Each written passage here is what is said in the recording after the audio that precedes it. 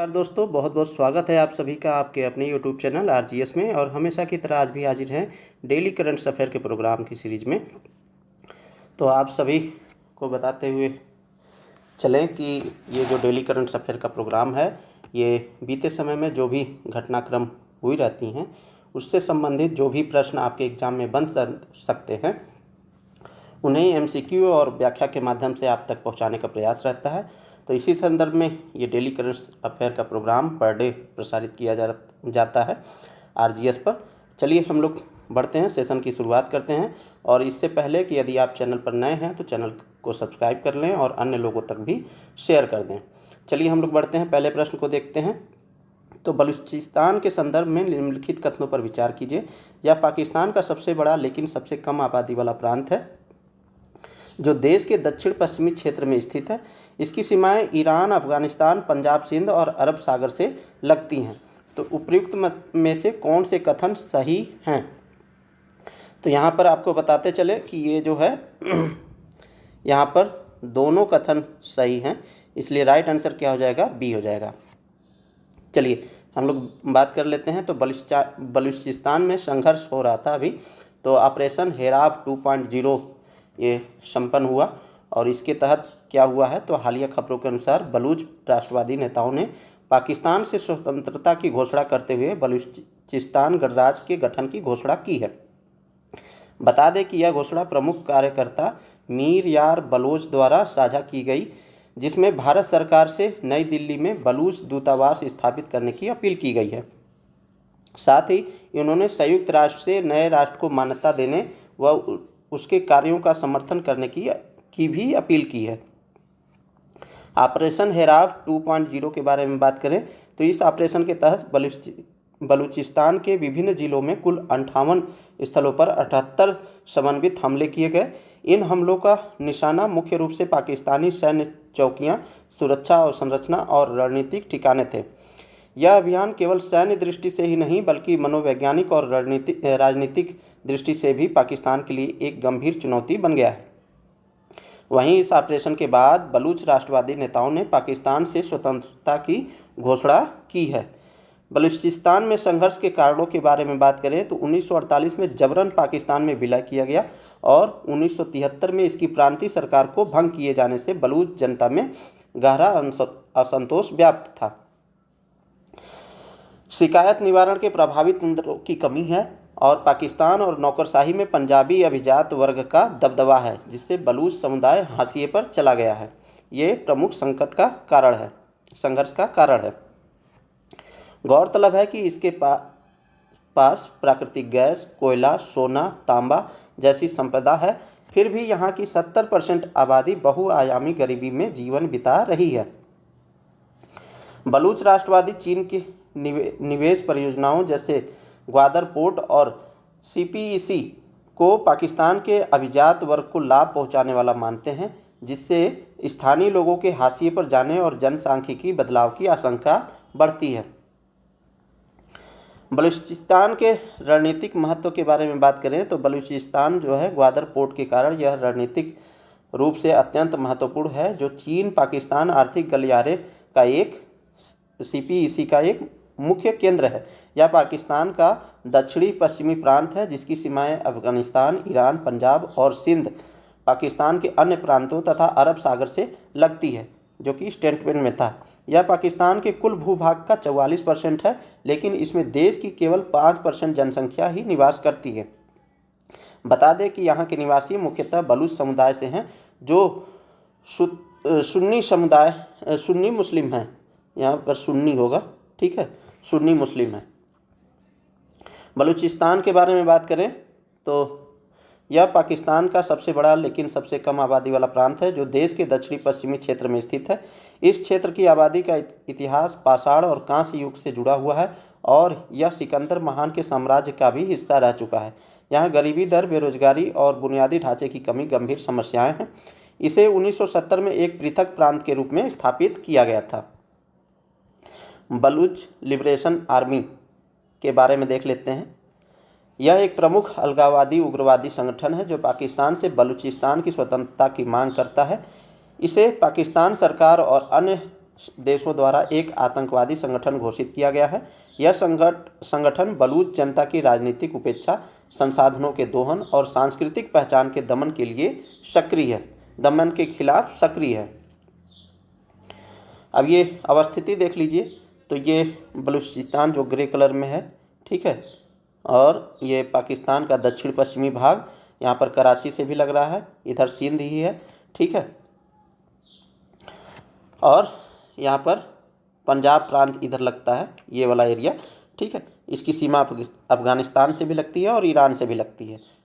चलिए हम लोग बढ़ते हैं अगले प्रश्न की ओर। तो प्रधानमंत्री आवास योजना ग्रामीण के संदर्भ में निम्नलिखित कथनों पर विचार कीजिए। इस योजना के तहत सभी लाभार्थियों को 1.50 लाख की सहायता राशि दी जाती है और इस मतलब दूसरा स्टेटमेंट है, लाभार्थियों का चयन SECC 2011 ग्राम सभा अनुमोदन और जियो टैगिंग सत्यापन के आधार पर किया जाता है। पूछ क्या रहा है कि उपयुक्त में से कौन से कथन सही हैं। तो आपको बताते चले कि इस योजना के तहत सभी लाभार्थियों को 1.5 लाख की सहायता राशि दी जाती है। तो ये स्टेटमेंट रॉन्ग है, क्योंकि यहाँ पर 1.20 लाख की सहायता राशि दी जाती है। साथ ही साथ जो यूटीज हैं उनको 1.30 लाख रुपए की सहायता राशि दी जाती है। और लाभार्थियों का चयन SECC यानी सोशल इकोनॉमिक कास्ट सेंसस 2011 ग्राम सभा अनुमोदन और जियो टैगिंग सत्यापन के आधार पर किया जाता है। तो ये ऑप्शन हमारा सही है, ऑप्शन 2। इसलिए राइट आंसर हमारा हो जाएगा ऑप्शन बी, ये वाला ऑप्शन गलत है। चलिए हम लोग व्याख्या को देखें। तो प्रधानमंत्री आवास योजना ग्रामीण और PM जनमन योजना की समीक्षा के बारे में बात करें तो प्रधानमंत्री आवास योजना ग्रामीण की शुरुआत 2016 में की गई थी, ठीक है। और PM जनमन योजना जो है ये भी उसी समय लगभग शुरू हुई थी। और विशेष करके जो PBTG हैं, पार्टिकुलरली वल्नरेबल ट्राइब्स ग्रुप, उनको मुख्य धारा में लाने के उद्देश्य से लाया गया था। तो इसके समीक्षा पर हम लोग एक नज़र डाल लेते हैं। तो हाल ही में केंद्रीय कृषि और ग्रामीण विकास मंत्री ने रायपुर में छत्तीसगढ़ सरकार द्वारा प्रधानमंत्री आवास योजना ग्रामीण और PM जनमन योजना के कार्यान्वयन की समीक्षा की है। इस अवसर पर केंद्रीय मंत्री ने PM आवास योजना ग्रामीण और PM जनमन योजना के अंतर्गत घर की चाबियां वितरित की और 51,000 नए PM आवास योजना लाभार्थियों के लिए गृह प्रवेश समारोह का नेतृत्व किया। साथ ही इन्होंने ग्रामीण सशक्तिकरण में उल्लेखनीय योगदान देने वाले स्वयं सहायता समूह, जैसे हम लोग सेल्फ हेल्प ग्रुप्स कहते हैं, उन सदस्यों और लखपति दीदियों को भी सम्मानित किया। प्रधानमंत्री आवास योजना ग्रामीण के बारे में बात करें तो योजना की शुरुआत 2016 में की गई थी। इसका उद्देश्य गरीबी रेखा से नीचे जीवन यापन करने वाले ग्रामीण परिवारों को पक्का आवास उपलब्ध कराना है। इसमें लाभार्थियों का चयन 3 चरणों की सत्यापन प्रक्रिया के माध्यम से किया जाता है, जिसमें शामिल है सामाजिक आर्थिक जाति जनगणना 2011, ग्राम सभा का अनुमोदन और जियो टैगिंग के द्वारा सैटेलाइट से देखा जाता है। इन तीनों के जरिए सत्यापन होता है। इसके तहत मैदानी क्षेत्रों में 1.20 लाख रुपए और पहाड़ी पूर्वोत्तर राज्यों और केंद्र शासित प्रदेशों में 1.3 लाख रुपए की सहायता राशि प्रदान की जाती है। PM जनमन के बारे में बात कर लें तो यह योजना जनजाति समुदायों, विशेष रूप से PBTG यानी पार्टिकुलरली वल्नरेबल ट्राइबल ग्रुप्स को मुख्य धारा से जोड़ने के उद्देश्य से शुरू की गई थी। यह जनजातीय कार्य मंत्रालय द्वारा राज्यों और PBTG समुदायों के सहयोग से कार्यान्वित की जाती है। इस योजना के अंतर्गत 9 मंत्रालयों की भागीदारी है और 11 प्रमुख कार्य क्षेत्रों पर ध्यान दिया गया है, जिसमें PM आवास योजना के तहत सुरक्षित आवास, स्वच्छ पेयजल, बेहतर स्वास्थ्य सेवा, शिक्षा और पोषण इत्यादि शामिल हैं। स्वयं सहायता समूह के बारे में बात करें तो स्वयं सहायता समूह वे स्वशासित यानी स्वयं से शासित होते हैं, मतलब ग्रुप जो होता है वही आपस में शासन के नियम बनाते हैं। सामूहिक और सहकर्मी यानी ग्रुप्स में रहते हैं और साथ साथ काम करते हैं। नियंत्रित समूह होते हैं जिनमें समान सामाजिक आर्थिक पृष्ठभूमि के 5 से 20 सदस्य होते हैं जो सामूहिक रूप से किसी सामाजिक या आर्थिक लक्ष्य को प्राप्त करने का प्रयास करते हैं। इसकी अवधारणा का प्रारंभ 1970 के दशक से पहले देखा गया, विशेष रूप से महिलाओं में सामूहिक सहयोग के रूप में। वर्ष 1972 में इनावेन भट्ट द्वारा स्थापित सेल्फ एम्प्लॉयड वोमेन्स एसोसिएशन यानी सेवा को इस आंदोलन का महत्वपूर्ण पड़ाव माना जाता है, और मायराडा यानी मैसूर पुनर्वास और क्षेत्र विकास एजेंसी ने 1980 के दशक में ग्रामीण महिलाओं के लिए माइक्रो फाइनेंस के रूप में एसएचजी प्रारंभ किए थे। वहीं वर्ष 1992 में नाबार्ड ने एसएचजी बैंक लिंकेज कार्यक्रम शुरू किया। तो ये 1992 में नाबार्ड ने एसएचजी बैंक लिंकेज कार्यक्रम शुरू किया था, ये भी याद रखिएगा, जिससे एसएचजी को औपचारिक बैंकिंग व्यवस्था से जोड़ा गया। चलिए अगले प्रश्न की ओर बढ़ें। तो ऑपरेशन ब्लैक फॉरेस्ट के संदर्भ में निम्नलिखित कथनों पर विचार कीजिए। और यह कथन क्या कह रहा है? तो यह ऑपरेशन छत्तीसगढ़ तेलंगाना सीमा पर स्थित कोरगोटालू करेंगुट्टा पहाड़ियों में चलाया गया। इसका मुख्य उद्देश्य केवल माओवादी कमांड और कंट्रोल ढांचे को ध्वस्त करना था। तो उपयुक्त में से कौन से कथन सही हैं? तो यहाँ पर दोनों कथन सही हैं, इसलिए राइट आंसर सी हो जाएगा। चलिए व्याख्या को देखें। तो ऑपरेशन ब्लैक फॉरेस्ट यह भी चलाया गया छत्तीसगढ़ में और आंध्र प्रदेश की सीमाओं पर।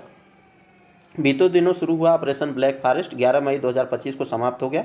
इस अभियान में छत्तीसगढ़ पुलिस, सीआरपीएफ जिसमें कोबरा इकाइयाँ शामिल थीं, विशेष कार्यबल यानी एसटीएफ, जिला रिजर्व गार्ड और बस्तर फाइटर्स की संयुक्त टुकड़ी ने भाग लिया था। ब्लैक ऑपरेशन फॉरेस्ट के बारे में बात करें तो यह ऑपरेशन छत्तीसगढ़ तेलंगाना सीमा पर स्थित लगभग 1200 वर्ग किलोमीटर क्षेत्र में फैली कोरगोटालू करेंगुट्टा पहाड़ियों में चलाया गया। तो ये तेलंगाना है दोस्तों, माफ़ कीजिएगा, आंध्र प्रदेश शायद मैंने बोल दिया था। ठीक है, इसका मुख्य उद्देश्य था माओवादी कमांड और कंट्रोल ढांचे को ध्वस्त करना, शीर्ष माओवादी नेतृत्व को निष्प्रभावी बनाना और विद्रोही क्षेत्रों में राज्य का पुनः नियंत्रण स्थापित करना। करेंगुट्टा हिल्स या ब्लैक हिल्स के बारे में बात करें तो यह पहाड़ियाँ भद्राद्री कोठागुडेम जिला तेलंगाना और सुकमा जिला छत्तीसगढ़ की सीमा पर स्थित है। 25 से 50 किलोमीटर क्षेत्र में फैले इस इलाके में खड़ी पहाड़ियाँ हैं जो गुरिल्ला युद्ध और माओवादियों के पीछे छिपने के लिए उपयुक्त माने जाते हैं। बता दें कि इस क्षेत्र में कोया, गोंड और चेचू जैसी जनजातियां निवास करती हैं। भारत में सुरक्षा बलों के बारे में बात करें तो केंद्रीय सशस्त्र पुलिस बल, जिसे हम लोग सीएपीएफ बोलते हैं, यह आंतरिक सुरक्षा, कानून व्यवस्था बनाए रखने और सीमा सुरक्षा के लिए उत्तरदायी है तथा ये गृह मंत्रालय यानी मिनिस्ट्री ऑफ होम अफेयर्स के अधीन कार्य करती है। सामरिक बल कमान की बात करें तो यह भारत के परमाणु हथियारों के नियंत्रण और संचालन का कार्य करती है। भारतीय सेना की बात करें, यह विश्व की दूसरी सबसे बड़ी सक्रिय सेना है जो यह बाहरी आक्रमण से रक्षा, क्षेत्रीय अखंडता की सुरक्षा और आपदा प्रबंधन में सहायता प्रदान करती है तथा इसका विशेष बल पैरा कमांडो होता है। भारतीय नौसेना की बात करें तो यह एक त्रिआयामी बल है जो जल के नीचे और वायु में कार्य करता है तथा इसका विशेष बल मार्कोस है। भारतीय वायुसेना की बात करें तो इसकी स्थापना 8 अक्टूबर 1932 को हुई थी और यह विश्व की चौथी सबसे बड़ी वायुसेना तथा इसका विशेष बल गरुड़ कमांडो फोर्स है। भारत में अर्ध सैनिक बलों की बात करें तो अर्ध सैनिक बल एक प्रकार से आधा सैन्य बल होते हैं। इसका संगठनात्मक ढांचा, युक्तियां, प्रशिक्षण, उप संस्कृति और कार्य व्यावसायिक सेना की तरह ही होते हैं, परंतु उसको राज्य की औपचारिक सेना में शामिल नहीं किया जाता है। भारत के प्रमुख केंद्रीय अर्धसैनिक बल निम्नलिखित हैं, जैसे असम राइफल्स, यह भारत के सबसे पुराने केंद्रीय अर्धसैनिक बलों में से एक है। यह मुख्यतः पूर्वोत्तर भारत में सक्रिय रहता है। सीमा सुरक्षा बल यानी बीएसएफ जिसे बोलते हैं, बॉर्डर सिक्योरिटी फोर्स, यह भारत की अंतर्राष्ट्रीय भूमि सीमाओं की रक्षा, तस्करी रोकने और युद्ध काल में सहयोग प्रदान करता है। केंद्रीय औद्योगिक सुरक्षा बल यानी सीआईएसएफ, यह सरकारी और निजी औद्योगिक प्रतिष्ठानों, हवाई अड्डों, परमाणु संयंत्रों तथा महत्वपूर्ण बुनियादी ढांचे की सुरक्षा प्रदान करता है। सीआरपीएफ की बात करें, केंद्रीय रिजर्व पुलिस बल, तो यह भारत का सबसे बड़ा अर्धसैनिक बल है जो कानून व्यवस्था बनाए रखने, आंतरिक सुरक्षा और आतंकवाद रोधी अभियानों में प्रमुख भूमिका निभाता है।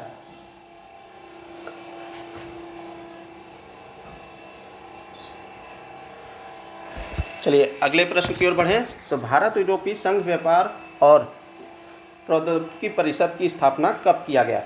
तो 2019, 2020, 2022, 2023। तो ये 2022 में किया गया, ये 2022 में किया गया। चलिए व्याख्या को देखें। तो भारत यूरोपीय संघ व्यापार एवं तकनीकी परिषद, इसकी स्थापना 2022 में हुई थी और भारत और यूरोपीय संघ के बीच टीटीसी यानी ट्रेड एंड टेक्नोलॉजी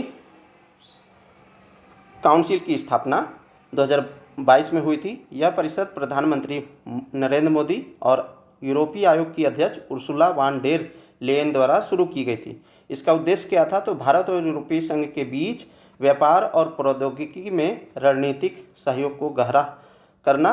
इसके तहत नई पहले शुरू की गई थी। तो टीटीसी के तहत यानी ट्रेड एंड टेक्नोलॉजी काउंसिल के तहत 2 नई अनुसंधान पहले शुरू की गई थी। समुद्री प्रदूषण पर समाधान विकसित करना और कचरे से ग्रीन हाइड्रोजन उत्पादन करना। नई अनुसंधान परियोजनाओं और निवेश की बात करें तो कुल संयुक्त निवेश इन दोनों परियोजनाओं के लिए 391 करोड़ लगभग 41 मिलियन यूरो निर्धारित किया गया था। संयुक्त निवेश होगा, ये भारत और यूरोपीय यूनियन दोनों मिलकर के करेंगे। पहली परियोजना समुद्री प्रदूषण पर काम करेगी। इसका लक्ष्य है समुद्री प्लास्टिक कचरे, सूक्ष्म प्लास्टिक, भारी धातुओं और कार्बनिक यौगिकों के प्रभाव को कम करना है। भारत का पृथ्वी विज्ञान मंत्रालय और यूरोपीय संघ इसमें नोडल मंत्रालय के रूप में कार्य करेगा। उपयोग की बात करें तो इसकी उपयोगिता क्या है? तो समुद्री पारिस्थितिक तंत्र की रक्षा करना, राष्ट्रीय एवं वैश्विक नीतियों में योगदान करना। नई अनुसंधान परियोजनाओं और निवेश की बात करें तो उत्पादन अंतर्राष्ट्रीय लक्ष्य, सतत विकास के लिए संयुक्त राष्ट्र महासागर विज्ञान दशक, और ये जो दशक घोषित किया गया था ये कब से कब तक किया गया है? तो ये 2021 से 2030 तक के लिए दशक घोषित किया गया है।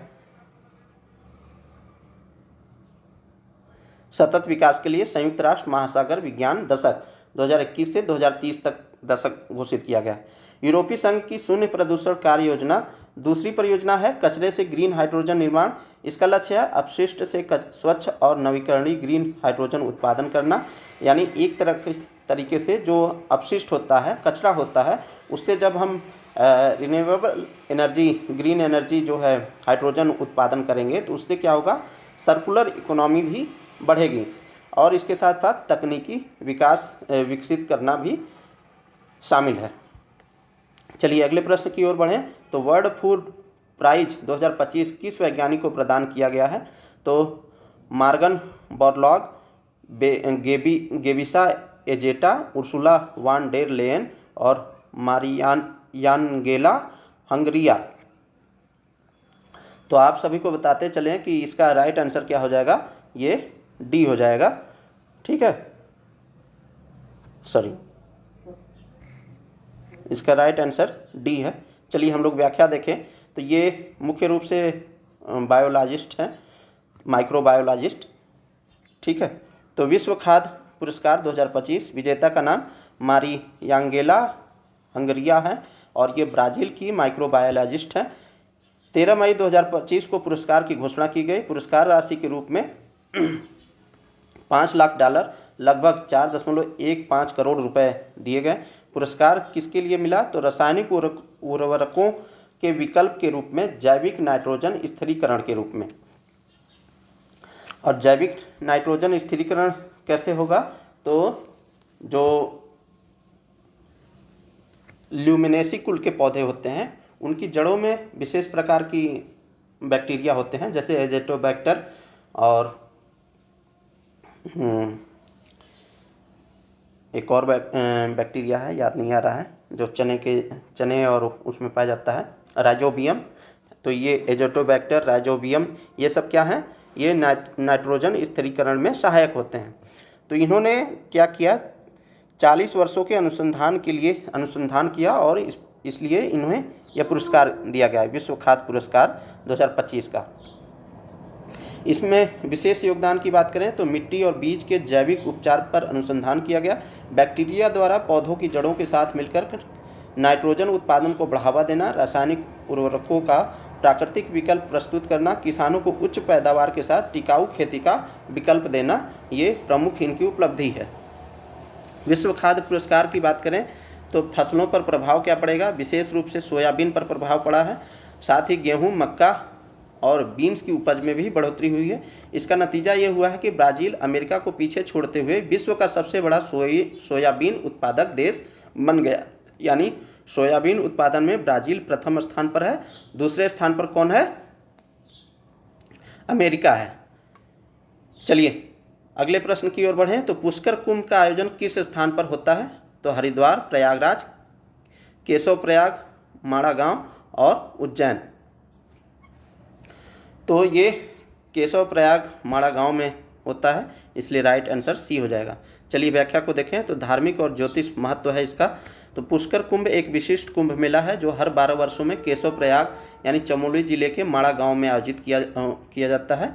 और धार्मिक मान्यता के अनुसार जब गुरु ग्रह यानी बृहस्पति मिथुन राशि में प्रवेश करता है तब यह पुष्कर कुंभ मनाया जाता है। केशव प्रयाग वह स्थान है जहां अलकनंदा और सरस्वती नदियों का संगम होता है। तो केशव प्रयाग आप लोग पंचप्रयाग जब पढ़ते होंगे तो उसी दौरान ये केशव प्रयाग भी पढ़ते होंगे। यह पर्व मुख्य रूप से दक्षिण भारत के वैष्णव संप्रदाय के अनुयायियों द्वारा मनाया जाता है। पुष्कर कुंभ को बद्रीनाथ धाम यात्रा के साथ भी जोड़ा जाता है, जिससे तीर्थ यात्रियों की संख्या बढ़ जाती है।